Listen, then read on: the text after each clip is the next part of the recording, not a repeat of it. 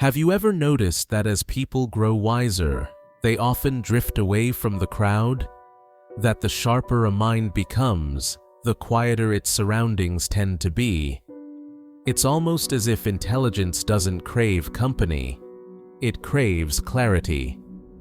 Perhaps what we call social life is, for some, not connection, but confinement. And what others call loneliness might actually be liberation. In this video, we're going to uncover one of the most unsettling truths ever spoken about human nature. A truth laid bare by Arthur Schopenhauer, a philosopher who never softened reality, but carved directly through it. This isn't a video for everyone. It's for those who feel uneasy in crowds, who find depth in silence, who feel more alive in solitude than in small talk. Stay with me till the end, because the final insight may completely reshape how you understand your own isolation, and why it might be the purest form of freedom. Before we begin, if you value truth over comfort and depth over distraction, take a second to support this channel. Subscribe, like, and share your story below. Have you ever felt more yourself when you were alone? Your words might speak for many who've never found the courage to say it. Part 1. The Noise of Society. Arthur Schopenhauer believed that what most people call socializing is rarely nourishment, it's noise. He observed that the ordinary person lives amid constant distraction, gossip, comparison, meaningless chatter, and endless obligation. The thinker, however, the one who stops to observe, soon realizes that this noise doesn't enrich the mind, it depletes it. Imagine being an artist trying to paint a masterpiece, but every few minutes someone interrupts you. Come here, reply to this. Did you hear what they said? How much of your vision would survive? Schopenhauer noticed this pattern across history. The most brilliant minds, Newton, Kafka, Nietzsche, Emily Dickinson, did not flee humanity because they despised it. They withdrew because they needed silence to protect their inner world. Why? Because solitude removes the mask. In company, we constantly adjust tone, words, even body language to fit expectations. But when we're alone, that pressure dissolves. We stop performing and simply exist. For the introspective mind, that's not isolation. It's returning home. Part 2. The depth few can follow. Schopenhauer once said, "The more unintelligent a man is, the less mysterious existence seems to him." To the shallow mind, life is simple, and entertainment suffices. To the deep mind, life is paradox, beauty, suffering, and wonder, all at once. And that depth doesn't translate easily into casual conversation. Try speaking about meaning, mortality, or consciousness in a room obsessed with trends, and you'll understand why the thinker retreats.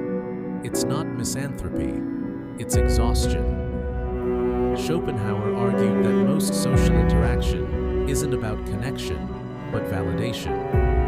People seek attention, not truth, comfort, not clarity. He called this hollow connection and believed solitude was not deprivation, but refinement. A person rich in inner life no longer seeks the crowd to fill emptiness. They seek silence to preserve fullness. Part 3. The Dance of Egos. To understand this withdrawal, we must look deeper into Schopenhauer's view of human nature. He believed every human act is driven by an unconscious force, the will to live. This will manifest as craving, competition, survival, and desire for status. Thus, social life isn't just connection. It's a subtle battleground for ego and validation. For most, it's survival. For the philosopher, it's distraction. Those who rise above instinct begin to see this dance for what it is. They no longer crave participation in it, not out of arrogance, but out of disinterest. They have seen the script and can no longer pretend it's real. That's why the intelligent often feel alien in social settings, not because they look down on others, but because their wavelength doesn't match the frequency of the crowd. They can fake it for a while, but eventually they stop trying. They preserve their energy for creation, reflection, or understanding rather than performance. Part 4. The gift and burden of solitude. The more a man has in himself, Schopenhauer wrote, the less he will want from others. The fuller your inner world, the less appealing external noise becomes. But the world doesn't understand this. Friends will ask, "Why don't you come out more?" Family will worry, "Are you okay?" Society will whisper, "You're antisocial." Yet, in solitude, the thinker is most alive. They are not avoiding life, they are cultivating it. They are not rejecting humanity, they are returning to their essence.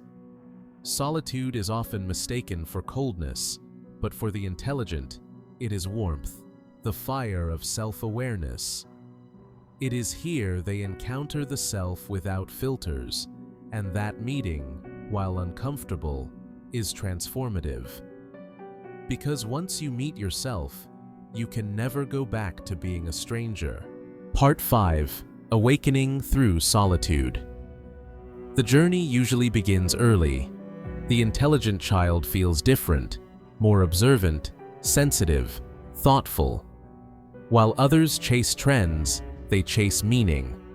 But society teaches conformity, not curiosity, so they often suppress their depth to fit in.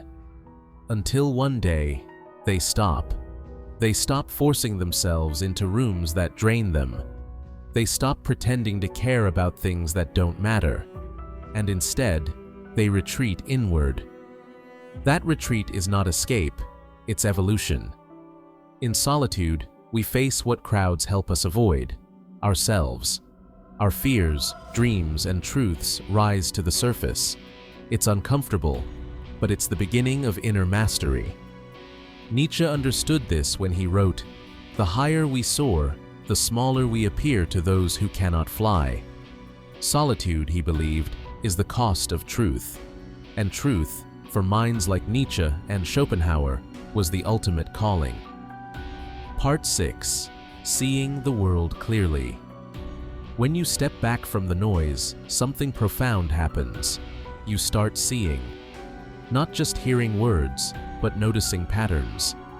You see how people disguise fear as confidence, distraction as happiness, conversation as noise to hide from silence. This awareness is both painful and freeing. Once you've seen through illusion, you can't unsee it.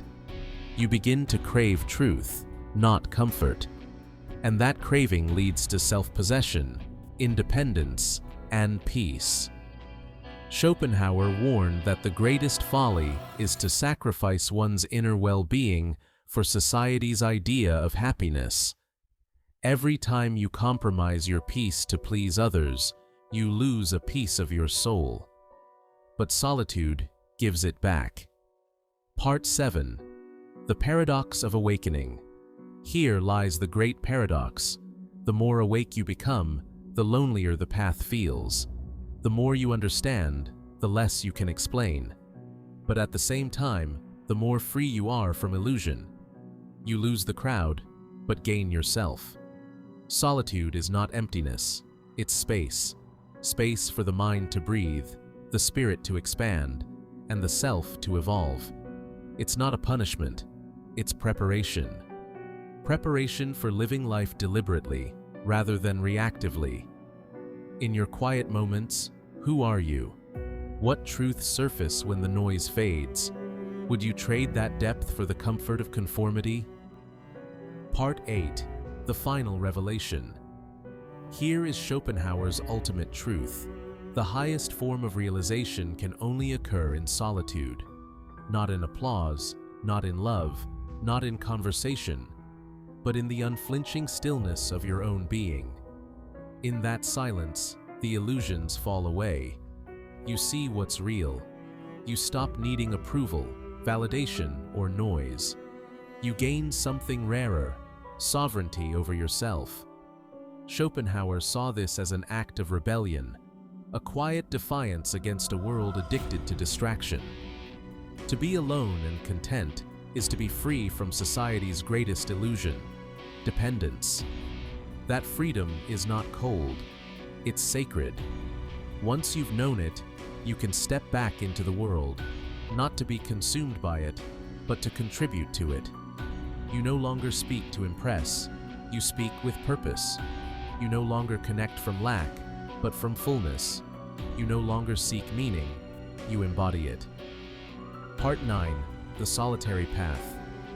Yes, this path is lonely, but it's a sacred loneliness. It's the solitude of the poet, the philosopher, the creator, the one who would rather face silence than lose their soul in the noise. If this resonates with you, remember, you are not broken. You are awakening. You are part of a quiet lineage, a hidden brotherhood and sisterhood of thinkers across centuries who chose truth over comfort, depth over distraction. And when the world asks, "Why don't you show up more?" smile softly and answer, "Because I already found what you're still searching for." If this message spoke to you, share it with someone who needs to know that solitude isn't loneliness. It's strength, it's clarity, it's freedom, and it's where everything truly begins.